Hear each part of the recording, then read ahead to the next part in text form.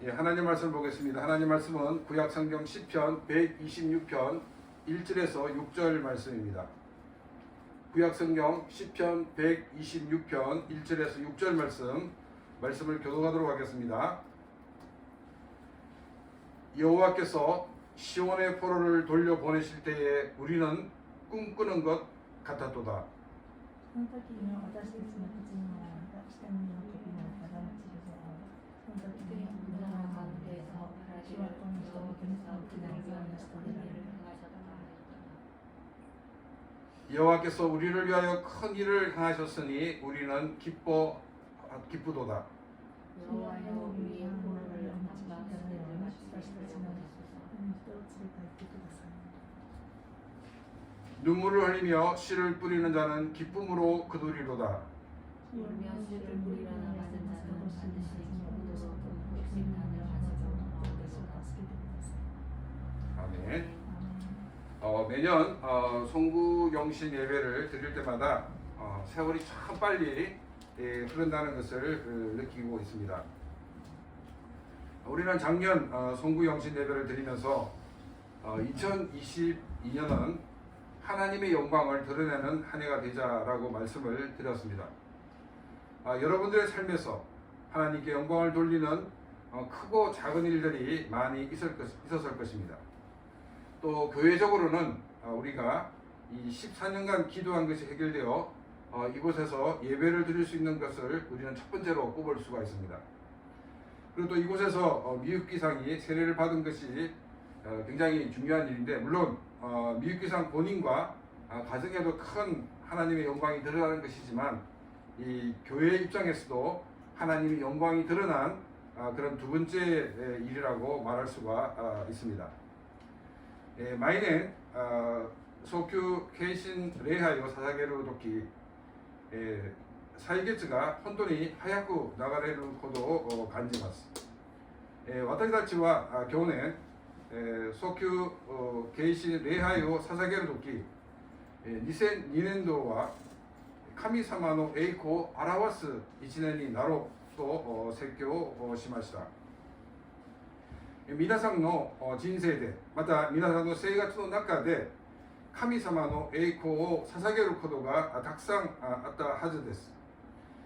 教会的には私たちが14年間祈ったことが解決され、ここで礼拝を捧げることができることであります。もう一つはここでみゆきさんが宣言を受けたこと、もちろんみゆきさんの本人と家庭にも神様の栄光が現れたことですが、教会の立場でも神様の栄光が現れた対応的なことだと言えると思います。먼저 이 시간 우리가 기도하기 원하는 것이 있는데, 2022년 한 해 동안 하나님께서 인도해 주시고 또 하나님의 영광을 드러내 주신 것에 대해서 감사의 기도를 드리는 시간을 가지겠습니다. 우리가 조용히 하나님께서 나에게 주신, 또 우리 교회 주신 하나님의 귀한 은혜를 생각하며 감사의 기도를 드리겠습니다. まずこの時間2002年度の1年間神様が導かれ、神様の栄光を表されてくださったことを感謝し、また教会に、また個人に与えられたことに対して神様に感謝の祈りを一緒に祈りましょう。静かに神様に感謝の祈りを捧げます。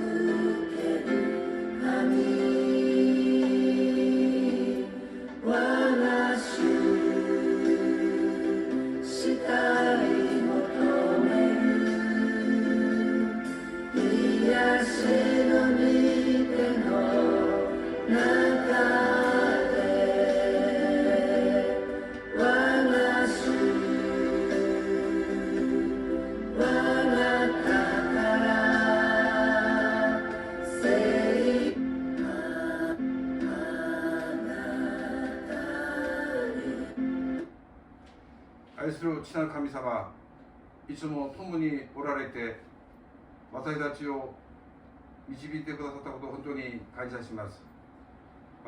私たちの人生を通して、また私たちの生活の中で神様の栄光が現れたことを本当に感謝します。私たちの人生がいつも主と共に歩んで、私たちの生活を通して神様の栄光が現れて、多くの人々が神様が生きておられることを信じることができるように導いてください。イエス様の皆によってお祈りをいたします。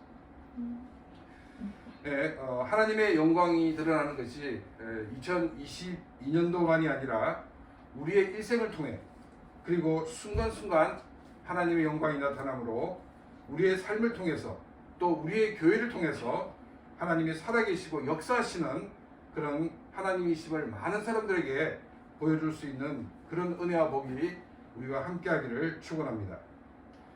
神様の栄光が現れるのが2022年だけではなく、私たちの一生を通じて、そして瞬間瞬間神様が共におられて、自分の人生を通じて、また教会を通じて神様が生きておられてこと、また神様の役事をなさる方であることを多くの人々に見せることができる祝福、また恵みが私たちと共にあることを願います。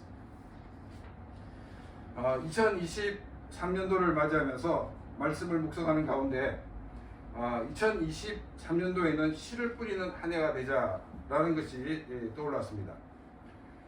성공한 사람과 실패한 사람들을 비교해보면, 성공한 사람들은 씨를 뿌리고 가꾸어 그 열매를 얻는 사람들입니다.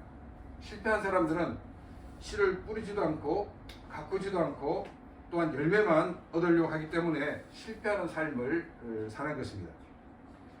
2023年を迎え、御言葉を黙想する時、2023年には種をまく1年になろうということが浮かびました。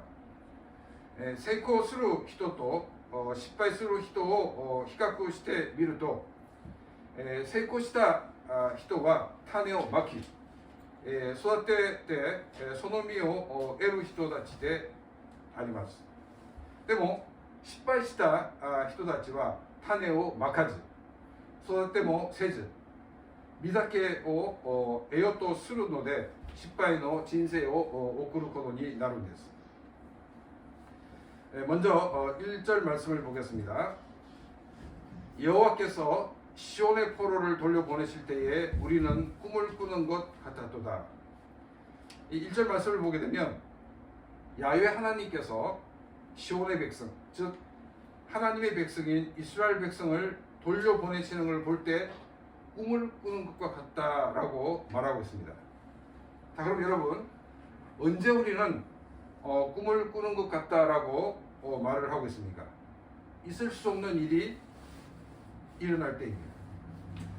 구약 성경에는 가능성이 제로에 가까운 일들이 실제로 역사 가운데 일어난 것이 헤아릴 수 없을 정도로 많이 있습니다. 우리는 제로에 가까운 일이 일어나는 것을 기적이라고 말을 합니다. 구약의 많은 기적들에 대한 기록들 가운데 세계 많은 사람들이 알고 있는 대표적인 두 가지 기적이 있습니다. 그 첫 번째는 뭐냐면, 이스라엘 백성들이 노예로 이집트에서 생활하다가 이스라엘 백성들이 그 이집트에서 나온 출애굽 사건입니다. 두 번째는 이 바벨론 포로로 잡혀갔던 이스라엘 백성들이 이스라엘로 귀환한 것입니다. 출애굽과 이 바벨론 포로의 귀환, 이것은 모든 세계 사람들이 직접 목격한 사건입니다. 한 민족에게 이렇게 있을 수 없는 일이 두 번이나 일어난 것은 엄청난 기적 중에 기적인 것입니다. 이 시편 122편 기자는 바벨론 포로 생활을 마치고 약속의 땅으로 인도하시는 하나님의 역사를 말하고 있습니다. 그런데 이 시간이 지나면서 이 사건을 들은 바벨론 포로에서 귀환한 사람들의 후손들은 바벨론 포로 생활 가운데 귀환의 소식을 들었던 조상만큼 크게 감동이 없었습니다. 우리도 하나님의 말씀을 읽으면서 성경에 기록된 많은 것에 대한 감동을 느끼지 못하고 무미건조하게 읽을 때가 많이 있습니다. 우리가 성경을 읽을 때 기억해야 되는 것은 정말 꿈과 같은 일이 실제로 역사 가운데 일어났다는 것입니다. 一節の御言葉を見れば、ヤウェ神がシオンの囚われ人を連れ帰られるのと聞いて、私たちは夢を見ている人のようになったと記されています。いつ私たちは夢を見ているようだと言っていますか？ありえないことが起こる時です。旧約聖書の中では可能性がゼロに近いことが起きたことも数えきれないほど多いです。私たちはゼロに近いことが起こったことを奇跡と言えます。旧約聖書の中で、奇跡が本当にたくさんありますが、その中で世界中の人々がよく知っていること、これは2つの奇跡があります。その一番目は、イスラエル民が奴隷としてエジプトで生活してたんですけど、彼らがエジプトから出た出エジプトの事件であります。2つ目は、バビロン報酬として捕らえられたイスラエルの民がイスラエルに帰還したことであります。出エジプトとバビロンの捕囚から帰還は世界中のすべての人々が直接目撃した事件であります。一つの民族にこのようなありえないことが二度と起きたのはものすごい奇跡の中の奇跡であります。この詩篇126編の記者はバベルの保守の生活を終え、約束の地に導く神様の役事を語られています。ところで時間が経つにつれ、この奇跡を聞くバビロンの保守から帰還された人々の子孫は、バビロン保守の時、帰還の知らせを聞いた先祖ほど感動があんまりなかったんです。私たちも神様の御言葉である聖書を読む時、あまり感動がなくて、そのまま海乾燥なその状況で聖書を読む時が多いです。私たちが考えなければならないことは、夢のようなことが実際にまた歴史の中で、起こったということであります。 2절 말씀을 보겠습니다. 그때 우리 입에는 웃음이 가득하고 우리 혀에는 찬양이 찼었도다. 그때 문나라 가운데서 말하기를 여호와께서 그들을 위하여 큰 일을 행하셨다 하였도다. 꿈과 같은 일이 일어났기 때문에 하나님 백성들에게는 더없는 기쁨이었고 감사의 시간이었습니다. 하나님의 영광이 드러나는 것을 체험하는 하나님의 백성들의 얼굴에는 기쁨의 얼굴이었던 것을 우리는 보게 됩니다. 이 놀라우신 일을 행하신 하나님을 찬양하지 않을 수가 없었던 것입니다. 시편 기자는 한 걸음 더 나가서 하나님 백성들만이 아니라 이 놀라운 일들을 보는 하나님을 알지 못하는 사람들도 어떤 반응을 하고 있는가를 보여주고 있습니다. 하나님을 알지 못했던 그 사람들 입에서 야훼 하나님께서 하나님의 백성들을 위해 큰 일을 행하셨다라고 고백을 하고 있습니다. 하나님을 믿는 하나님의 백성들만이 아니라 하나님을 알지 못하는 사람들도 하나님이 행하신 일들을 칭송하고 있으니 이것이야말로 우리가 꿈꾸던 그림이 아닙니까? 이런 놀라운 기적을 보니 기뻐하지 않을 수가 없는 것이라고 말하고 있습니다. 그래서 3절에서 이렇게 고백하고 있습니다. 2節の中で有名なことが実現に起こったので、神の民たちにはこの上ない喜びです。感謝の時間だったのです。神様の栄光が現れたことを体験する神の民の顔には喜びの笑いで満たされ、またこの驚くべきことが行われた神様を賛美すると告白せざるを得ませんでした。支援の記者はさらに一歩進んで、神の民だけではなく、この驚くべきことを見る神様を知らない人々の反応を記されています。神様を知ることもないその人々の口から、ヤウェ神様が神様の民のために大きなことを行われたと告白しています。神様を信じる神様の民だけではなく、神様を知らない人々も神様が行われたことを褒めたたえることで、これこそ私たちが夢見ていた絵ではないですか。こんな驚くべき奇跡を見ると喜ばずにはいられませんでした。それで3節でこう告白しています。 3절을 보겠습니다. 여호와께서 우리를 위하여 큰 일을 행하셨으니 우리는 기뻐하도다. 야훼 하나님께서 상상할 수 없는 일을 행해 주셨기 때문에 얼마나 기쁨이 넘치는가를 보여주고 있습니다. 우리는 성경을 읽으면서 하나님이 행하신 일들을 보고도 무미건조한 상태로 끝났으면 안 된다는 것입니다. 우리도 그 현장에 있던 자처럼 함께 기뻐하며 함께 즐거워하는 마음을 가져야 됩니다. 야훼神様が想像できないことを行ってくださると、どれほど喜びがあふれるか記されています。私たちは聖書を読みながら神様が行われたことを見ても無乾燥な状態で終わってはいけませんでした。いけません。私たちもその現場にいた者と一緒に喜び楽しむ心を持たなければならないのです。 4절 말씀을 보겠습니다. 여호와여 우리의 포로를 남방 시내들 같이 돌려보내소서.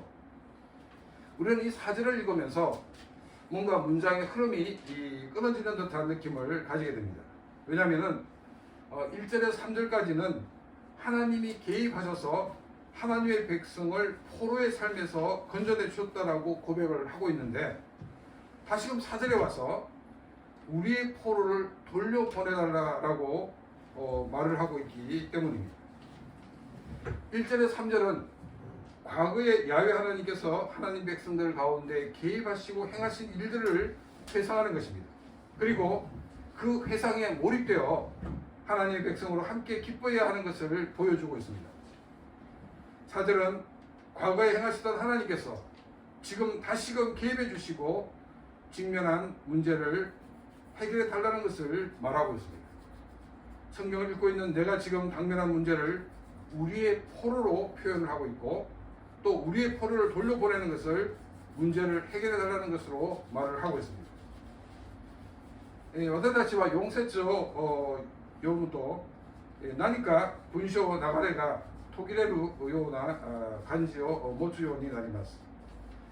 なぜですか。それは1節から3節では神様が介入して神様の民を囚われ人から救い出してくださったと告白しています。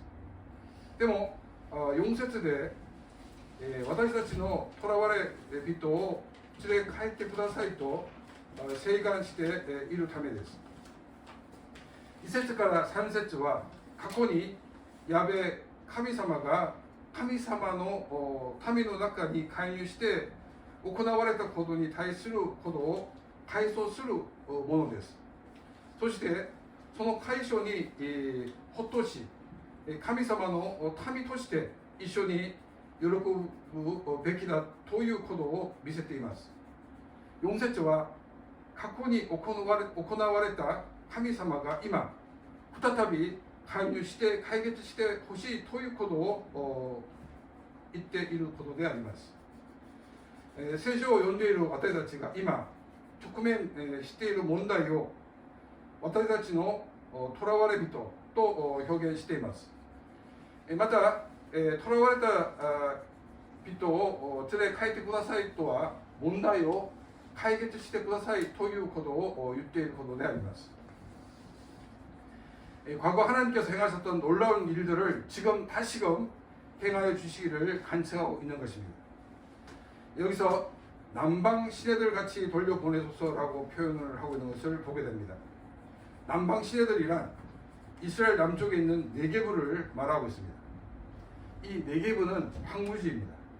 이스라엘의 기후는 이 남쪽으로 갈수록 강수량이 적어서 또 남쪽으로 갈수록 황무지가 자동적으로 많아지게 됩니다. 그리고 이 네게브의 특징이 뭐냐면 이 네게브의 흙은 물을 잘 흡수하지 못한다는 특징이 있다고 합니다. 조금 비가 오면 물이 흡수되지 않기 때문에 물이 흘러내려가게 되어 없던 곳에 강이 생겨나게 됩니다. 땅이 말라 있을 때는 강인지 아닌지 몰라도 이제 어디선가 비가 오기만 하면 그곳이 물이 흐르기 시작하고 강물처럼 되는 것을 보게 됩니다. 이처럼 하나님께서 그 문제를 해결해 달라는 것입니다. 황무지가 강이 되기 위해서 비가 와야 합니다. 비가 오지 않으면 물이 흐르는 강이 될 수가 없는 것입니다. 이것은 하나님께서 개입하셔야지 그 문제를 해결할 수 있다는 것입니다. 과거 하나님께서 이스라엘 가운데 행하셨던 것처럼 내가 당면한 이 문제에 하나님께서 개입해 주시고 하나님께서 해결해 달라는 것입니다. 過去に神様が行われた驚くべきことを今再び行われてくださいと懇願しています。ここで韓国語の聖書では南方の川と訳しています。南方の川南方の川の流れを導くかのようにと表現しています。これは南方の川とはイスラエルの南にあるネゲブのことです。日本語の聖書では直接ネゲブと書いていますね。このネゲブの土地は荒れ地であります。イスラエルの気候は南に行くほどこの降水量が少なくなります。それで南の方に行ったらもっとその土地が荒れ地になることであります。またこのネゲブの特徴の一つはネゲブの土は水を吸収できない特徴があります。それで少し雨が降ると水が縮給されずに流れ下るほどになります。それでなかったところに川ができます。乾いている時は川かどうか見分けがつかないところにどこから雨が降ったら水が流れ始め川になるように神様が問題を解決してくださいということが記されています。荒れ地が川になるためには雨が降らなければならないことであります。雨が降らなければ水が流れる川にはなりません。これは神様が介入してこそ問題が解決できるということを言っていることであります。過去に神様がイスラエルの中で行われたように自分が直面しているこの問題に神様が介入してくださって解決してほしいということを話しています。5절과 6절 말씀입니다. 눈물을 흘리며 씨를 뿌리는 자는 기쁨으로 거두리로다. 울며 씨를 뿌리려다 가는 자는 반드시 기쁨으로 그 곡식단을 가지고 돌아오리라. 5절과 6절은 조금 다르지만 사실 같은 내용이 반복되어 있습니다. 근데 일본어 성경은 6절이 좀 의역이 되어서 좀 다른 문장처럼 보여집니다. 그러나 히브리 성경은 우리 한국 성경처럼 이렇게 같은 내용이 반복되는 것으로 되어 있습니다. 그러면 5절과 6절에서 지금 무엇을 하기 위해서 이렇게 반복되고 있느냐는 것입니다. 바로 강조하기 위해서입니다. 그러면 여기서 강조하고 있는 것이 무엇입니까? 씨를 뿌리면 반드시 거둔다는 것입니다. 그런데 씨를 뿌리는데 울며 씨를 뿌린다라고 표현을 하고 있습니다. 그럼 이 눈물은 어떤 눈물일까요? 기쁨의 눈물일까요? 아니면 힘들고 어려워서 나오는 눈물일까요? 이게 이제 교회가 이번에 이쪽으로 이사를 하면서 이제 청소와 정리를 하는데 정말로 이렇게 힘들었습니다. 그런데 너무 감사한 거예요. 왜냐하면 14년 동안 기도하는 것이 응답되었기 때문에. 그래서 막 청소하면서도 주여 감사합니다, 주여 감사합니다 이런 마음으로 청소를 했습니다.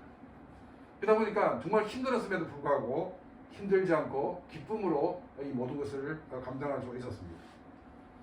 우리 여기서 울며 씨를 뿌리는 자를 우리가 기쁨으로 이해할 수 있지만은, 그런데 기쁨을 보게 되면 그렇게 생각할 수 없는 것을 보게 됩니다.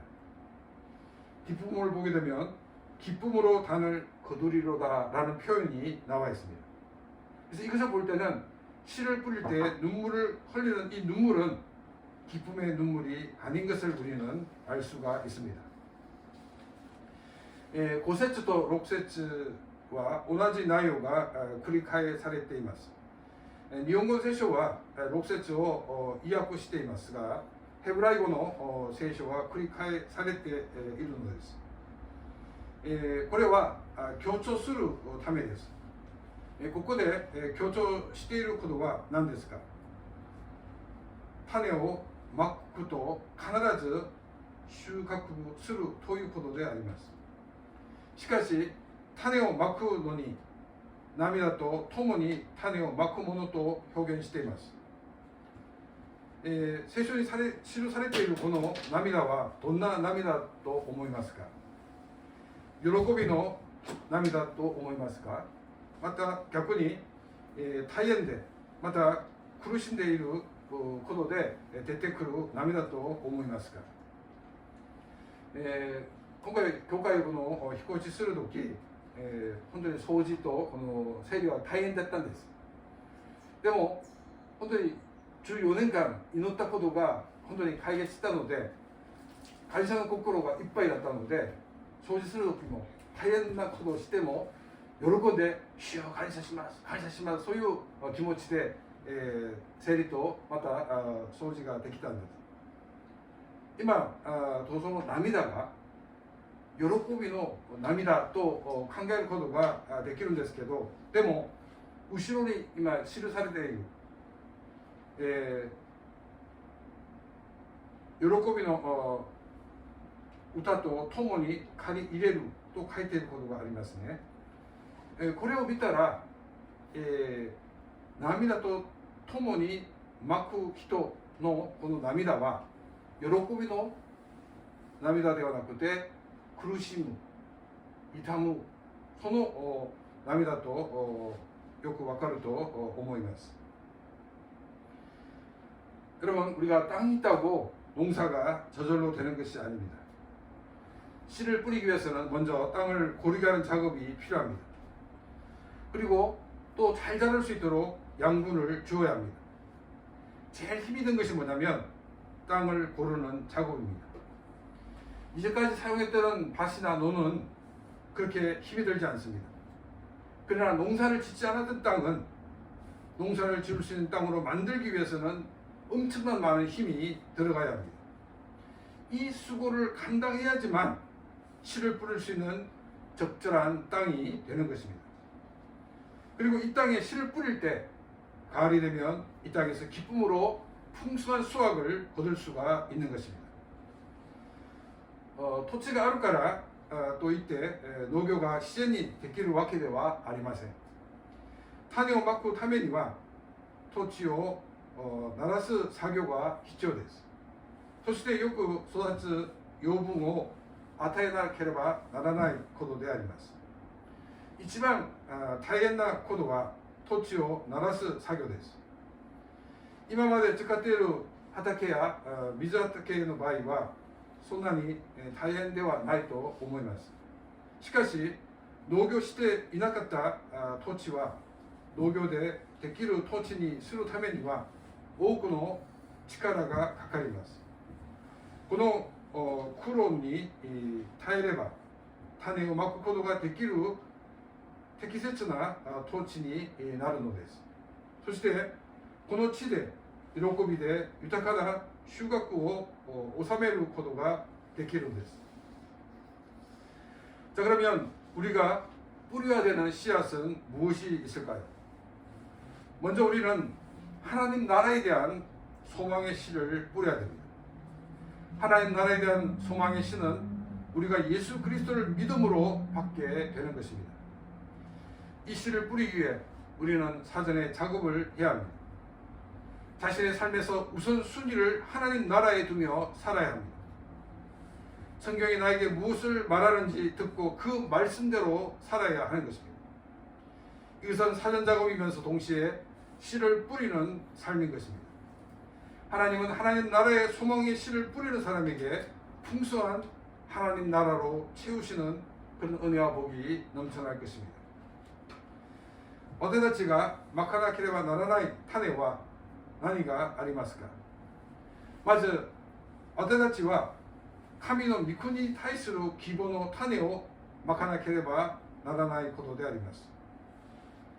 神の御国に対する希望の種は私たちがイエス・キリストを信仰で受け入れることになります。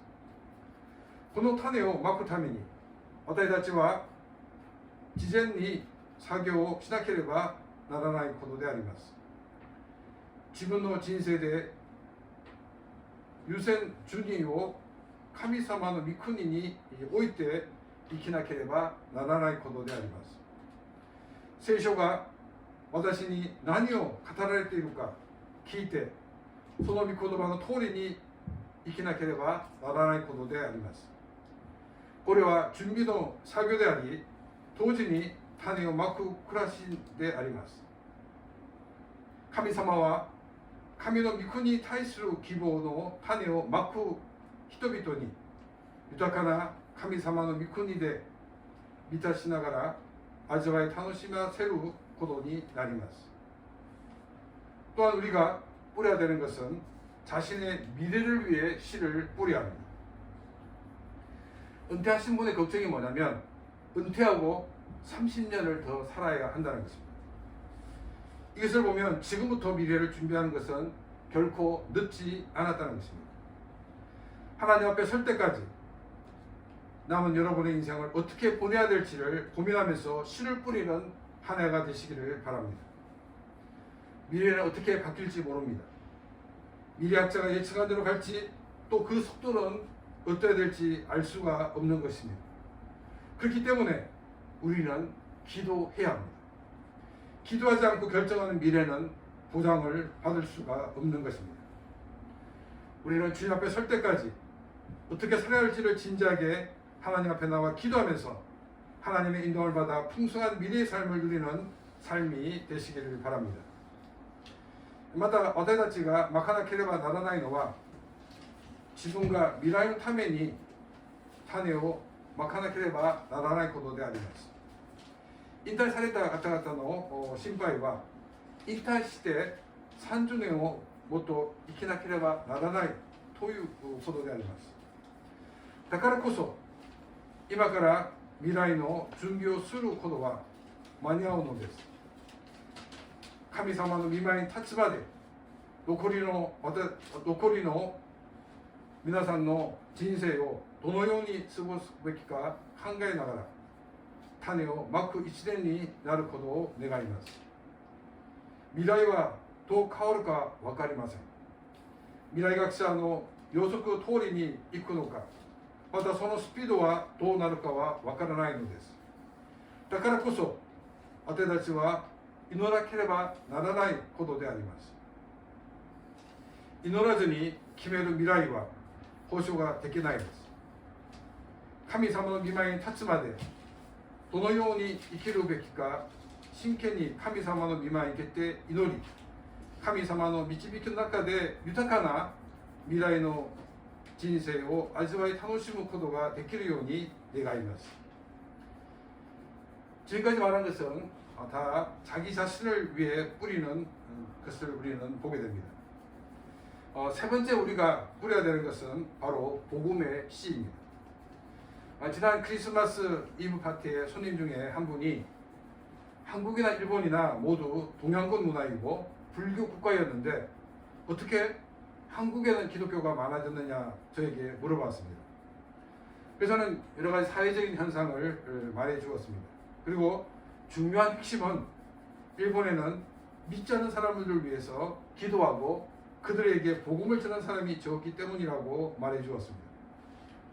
크리스천들이 복음을 전해야 할 상황임에도 복음을 제대로 전하지 못하는 것은 훈련의 부족도 있지만 자신이 무엇을 믿는지 정확하게 모르기 때문입니다. 내가 믿지 않는 사람에게 복음을 전하기 위해서는 내가 믿는 복음이 무엇인지 어떻게 구원을 받는 것인지 정확하게 알아야 합니다. 복음으로 무장이 되어야 한다는 것입니다. 이것이 복음의 씨를 뿌리기 전에 해야 되는 작업입니다. 복음으로 무장하여 하나님을 알지 못하는 사람들에게 복음의 씨를 뿌리는 삶이 되시기를 바랍니다. 하나님은 말씀을 통해 약속하신 것을 반드시 열매로 거두시게 하시는 분이십니다. 우리가 2023년도에는 구체적으로 주변 사람들을 위해 기도하면서 그들 중에 한 사람에게 꼭 복음을 전하는 삶이 되시기를 바랍니다.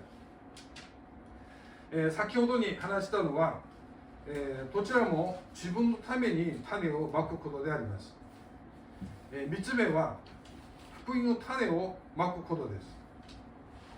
この前にクリスマスのイブのパーティーの中でお客さんの一人が私に韓国も日本も豊県の文化で仏教の国だったんですけどなぜ韓国はキリスト教が多いですかと私に聞きました。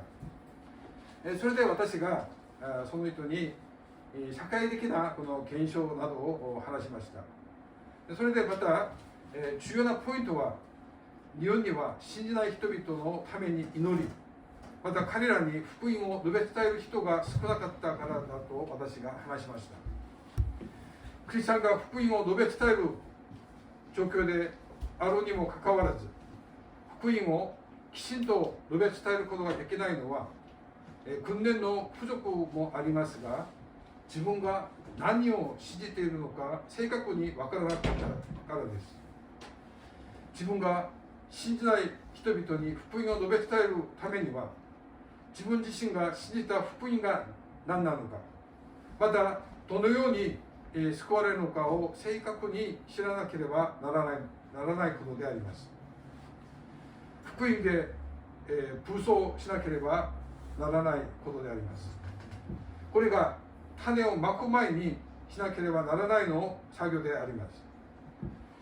福音で武装して神様を知らない人々に福音の種をまく人生になることを願います。神様は必ず実を結ぶようにされます。2023年には具体的に周りの人々のために祈りまた彼らの中で一人に必ず福音を述べ伝える2023年になることを願います。 2023년도에는 하나님 나라에 대한 소망의 씨를 뿌리는 삶이 되시기를 바랍니다. 그래서 더 하나님의 사람으로 하나님 나라에 대한 확신을 가지고 한 일을 사는 삶이 되시기를 바랍니다. 그리고 자신의 미래에 대한 씨를 뿌리는 삶이 되시기를 바랍니다. 기도하는 가운데 구체적으로 무엇을 어떻게 해야 될지를 계획하고 실천으로 옮기시기를 바랍니다. 당장에는 열매가 없어도 수년 뒤에 우리는 기쁨으로 단을 거두게 될 것입니다. 또한 복음의 씨를 뿌리는 삶이 되시기를 바랍니다. 그래서 주변에 많은 사람들이 하나님을 알고 하나님의 은혜와 복을 누리는 것을 보는 그런 큰 축복이 있는 삶이 되시기를 바랍니다. 2023年には神の御国に対する希望の種をまく人生になることを願います。だからもっと神様の人として神の御国に対する確信を持って一年を過ごすことができるように、願います。そして自分の未来のために種をまく人生になることを願います。祈りの中で具体的に何をどうするか計画し、実践に移してください。すぐには実がなくても、数年後には私たちは喜びの中で借り入れることになることと信じます。福音の種をまく人生になることを願います。それで周りの多くの人々が神様を知り、神様の恵みと祝福を味わい楽しむ人生になるほど、私たちが見る大きな祝福があるように願います。저희 후배 중에 전도를 엄청나게 잘하는 후배가 있었습니다. 저는 야, 너는 어떻게 그렇게 전도를 잘하니? 라고 물어봤습니다. 그 후배는 저에게 형 그때 언젠가 목사님이 전도에 대한 설교를 하신 거 기억하죠? 라고 말을 시작했습니다. 그 설교를 들으면서 자기도 자기 마음에 나도 전도를 해야겠다 하는 마음이 생기더라는 것입니다. 그래서 하나님께 기도하였다고 합니다. 하나님, 저도 전도 잘할 수 있도록 해주십시오. 그래서 많은 사람들을 주님께 인도할 수 있도록 해주십시오. 라고 기도했다고 합니다. 그러고 난 다음에 전도를 시작하는데 전도하는 사람들마다 전부 다 교회에 나오고 신앙생활을 잘하게 되었다는 것입니다. 私の後輩の中で伝道王である後輩がいました。